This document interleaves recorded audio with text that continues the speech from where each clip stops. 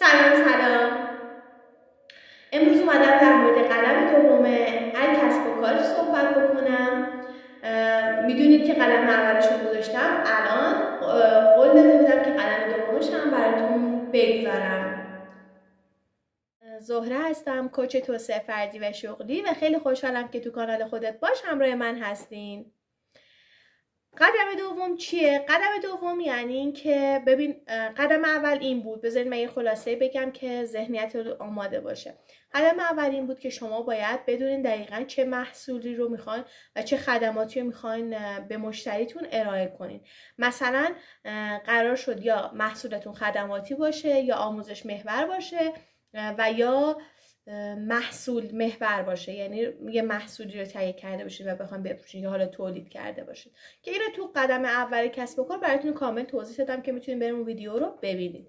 حالا میخوام در مورد قدم دومش، ما محصول رو انتخاب کردیم، خدماتمون رو انتخاب کردیم، میخوام ببینیم که ادامه مسیر باید چی کار بکنیم. ادامه مسیر اینه که ما الان نیاز داریم به مشتری که ما بتونیم این خدمات رو بهشون ارائه کنیم. حالا مشتریمون از کجا باید پیدا کنیم؟ مشتری ما دقیقاً اول از همه باید خوب اون محصول رو که دقیق انتخاب کردیم باید درد و نیاز مشتری رو برطرف کنه. یعنی محصول و خدمات ما باید یک نیازی رو از یه مشتری رو برطرف بکنن. چرا؟ به خاطر اینه که آدما دوست دارن که از محصولی رو خریداری بکنن یا خدماتی رو خریداری بکنن که یک نیازی رو ازشون برطرف بکنه. پس اول از همه باید محصولت بر اساس درد و نیاز مشتری طراحی شده باشه. این خیلی نکته مهمیه، خیلی نکته مهمیه که این نیاز داره که تو بازار یا اون خدماتی که میخوای ارائه کنی تحلیلش کنی که الان مشتری به چی نیاز داره و چه مشکلی اون محصولت برطرف میکنه یا اون خدماتت برطرف میکنه. پس بر اساس اون محصول رو انتخاب بکنی که این خیلی نکته مهمیه. نکته دومش اینه که تو مشتری تو باید خیلی خوب بشناسی. حالا شاید یه عده میگه من اصلا مشتری ندارم، من تازه دارم انتخاب میکنم چه فلان محصول رو بخوام ارائه کنم یا خدمات یا آموزشی بخوام ارائه کنم. خب اونی که مشتری اصلا نداره باید چیکار کنه؟ باید بره تو صنف خودش، یعنی مثلا یه محصولی میخواد ارائه کنه، فرض کن پوشاکه، تو محصولاتی که داره ارائه میکنه مثلا تو جنبه پوشاک میره رقبای خودش رو بررسی میکنه، مشتریش رو بررسی میکنه و وقتی بررسی میکنه مشتری اونا رو، الان یه شناخت نسبی نسبت به مشتری پیدا میکنه که مشتری چی دوست دارن. وقتی که مشتری چی دوست دارنش رو پیدا کرد، مشخص کرد برای خودش، الان میتونه محصول خودش رو ارائه کنه به مشتری. حالا یه عده هستن میگن نه من کسب و کارم رو شروع کردم، الان کسب و کار من حالا رو غلطک افتاده یا یک ساله داریم انجامش میدیم، یه سری مشتری دستم اومده که این مشتری چجور خصوصیاتی دارن. حالا چرا میگم چجور خصوصیاتی دارن؟ چون ببین، من بخوام یه مثال برات بزنم. فرض کن که شما تولید کننده سوسیس کالباس هستید. خب سوسیس کالباس خونگی، ما میدونیم که سوسیس کالباس خونگی یه عده هستن که از مشتری که اصلا سوسیس کالباس دوست ندارن، مثلا فست فود دوست ندارن. خب پس اون عده از مشتری ما نیستن، پس این عده رو میذاریم کنار. یه عده هستن که خب چرا سوسیس کالباس دوست دارن ولی سوسیس کالباس خونگی دوست ندارن، یعنی مثلا میگه که نه خونگیه اونجور که باید طعمش رو در نمیاره و خیلی دیگه مقاومت نشون میده. من دارم دیگه اون آدمایی که خیلی مقاومت نشون میدن رو دارم برای شما مثال میذارم. خب اون هم فعلا میتونن مشتری ما برای اول کار نباشن، میذاریمشون کنار. کدوم دسته از آدما میتونن مشتری ما باشن؟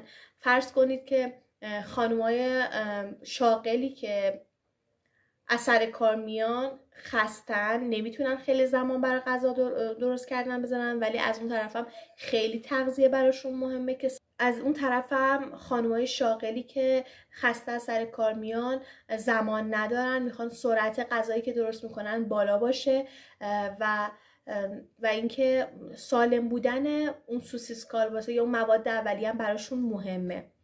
چرا؟ چون که سوسیس کالباس میدونید تو بازار، سوپریا، پروتئین فروشی ها پره و بسیار میفروشن. پس اونی که براش سالم مواد اولیه سوزیسکار واسه خونگی میره میخره. پس یکی این که ببین الان مشخصات یه مشتری چقدر تفاوت وقتی که با جزئیات بدونید. اینکه خانمای شاغل، خانمایی که سرعت غذا درست کردن براشون مهمه که سرعتی بتونن یه غذایی آماده کنن برای خانواده، خانمایی که سالم، مواد اولیه سالم دوست دارن براشون مهمه، و اینکه سلامتی خانواده براشون مهمه. الان 4 تا دسته مشتری شدن. شما تو این 4 تا دسته اگه بخواین مثلا یه سری آدمای دیگه به ذهنتون میرسه که تو این دسته میتونن قرار بگیرن، میتونین قرارشون بدین و میتونین براشون بازاریابی انجام بدین.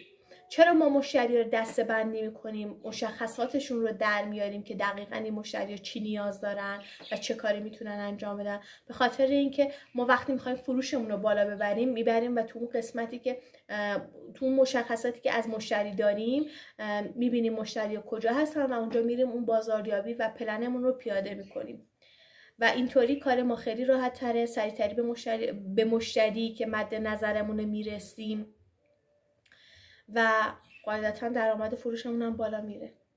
پس خیلی مهمه که ما مشخصات مشتریامون رو در بیاریم و بدونیم که محصول ما و خدمات ما برای چه دسته از مشتریا مهمه و نیاز دارن بهش.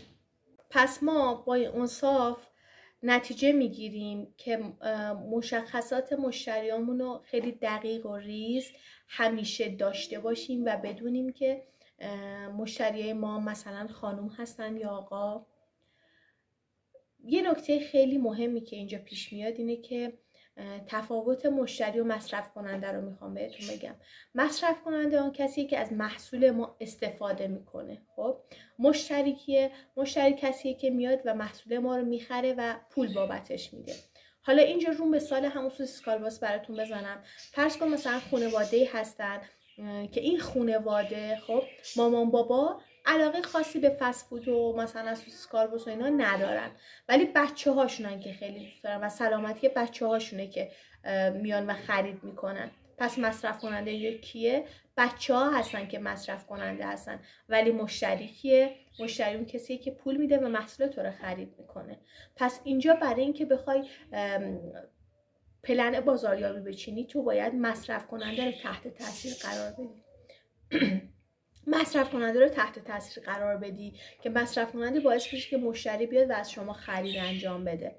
پس اینجا الان تفاوت مصرف کننده و مشتری رو خوب میدونیم. شاید هم یک جایی هستن که نه کل خانواده خیلی سوسیس کالباس دوست دارن، خیلی فست فود دوست دارن، ولی تو دسته قرار میگیرن که سالم خور باشن و سالم مواد تغذیه سالم استفاده بکنن. پس برای همین ترجیحشون اینه که بیان از سوسیس کالباس خونگی استفاده بکنن و از تولید کننده معتبر خرید بکنن. پس الان اینجا چی میشه؟ اینجا مشتری و مصرف کننده همه یکی میشن. پس این نکته هم در نظر داشته باشید و مشخصات دقیق مشتریاتون رو همیشه یادداشت کنید و داشته باشین و بدونین که مشتریاتون تو چه دسته آدمی هستن و چه خصوصیاتی دارن و خیلی این تو کسب و کارتون، تو رشد کسب و کارتون کمکتون میکنه.